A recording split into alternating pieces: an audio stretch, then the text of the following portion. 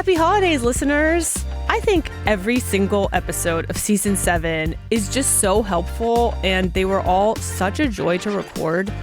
I wanted to make sure you didn't miss a single one of them. I haven't done this in the past, but this year, as my gift to you, I wanted to share a quick recap of just some of the many insights these wonderful guests shared over the last few months. This way, you can easily go back and check out what you missed, or even listen to your favorite episode for a second time.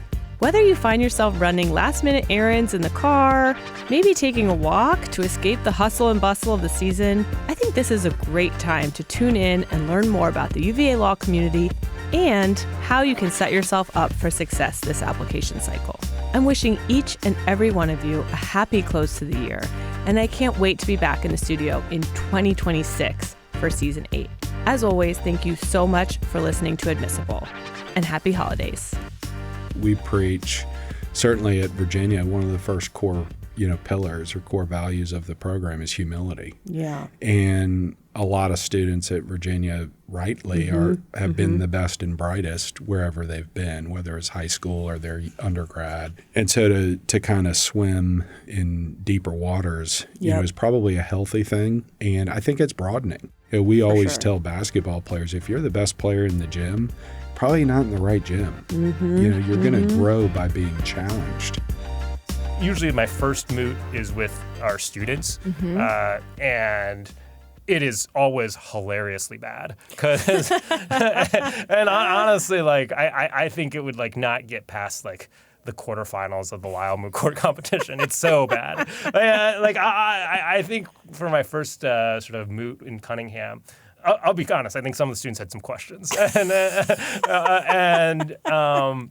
But then my last moot is also with the students, and I think they can sort of see. And I think that's helpful because I think in the end, when you see it, you're like, wow, they were able to answer the questions. They were cool under fire, and, they had a ready answer. And, it's not like that. It's sort of a random set of pieces at the start, and you see it coming together over, moot 1, 2, 3, 4, and it ends in a good place. But to see it build, I think that's a good learning opportunity for the students.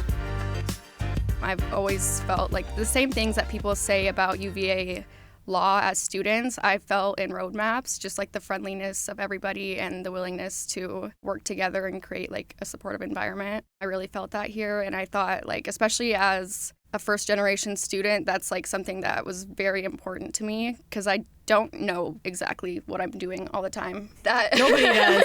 Secret is nobody does. Right. So I feel being able to rely on the people around you for those sorts of insights is really important and made it a very easy decision.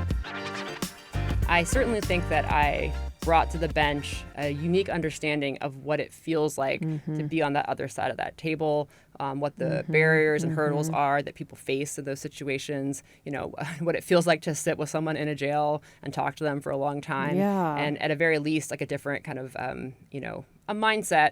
A small example I give when people ask, well, has being a public defender made you different as a judge? It's well, very small thing maybe, but whenever I write my opinions, I write them thinking that the audience is not trying to impress a bunch of lawyers or other judges, but I think about, is the person who's going to be reading this in a jail cell for a criminal case, is that person going to understand what I'm saying?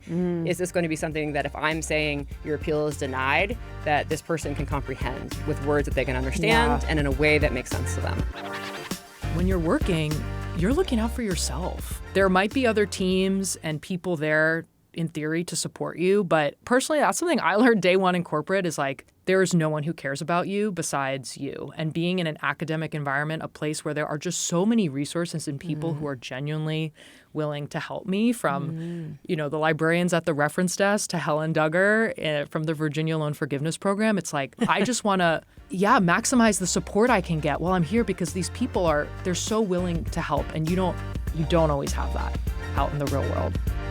I helped draft the regulation that allows for single-sex public schools. So that was prohibited for many years when Title IX was passed. And then both Democrats and Republicans wanted more flexibility from the regulation to be able to experiment with it.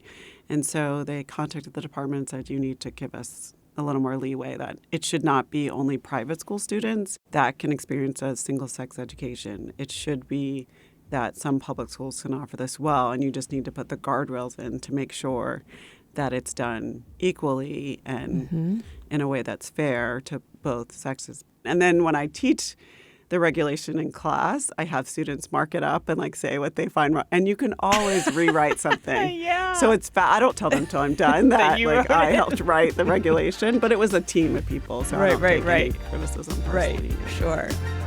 Maybe it's the fact that I was an antitrust litigator in my prior life, but I fully believe what the American antitrust laws sort of posit, which is that free market competition is good for consumers, and the students are the consumers. Champagne problems are still problems, but this is absolutely, as you say, what we are experiencing now is the result of a lot of fabulous legal employers fighting to hire our students. Yeah. And so it does feel intense. That does create, a big workload and some anxiety, but gosh, it's really nice to have them falling all over themselves Yes. give you a very large starting salary to do incredible legal work. And by the way, with like no grades or like Not very many. This has been Admissible with me, Dean Natalie Blazer at the University of Virginia School of Law. For more information about UVA law, please visit law.virginia.edu. The next episode of Admissible will be out soon. In the meantime, you can follow the show on Instagram at Admissible Podcast. Thanks so much for listening, and please remember to rate the show wherever you listen to podcasts.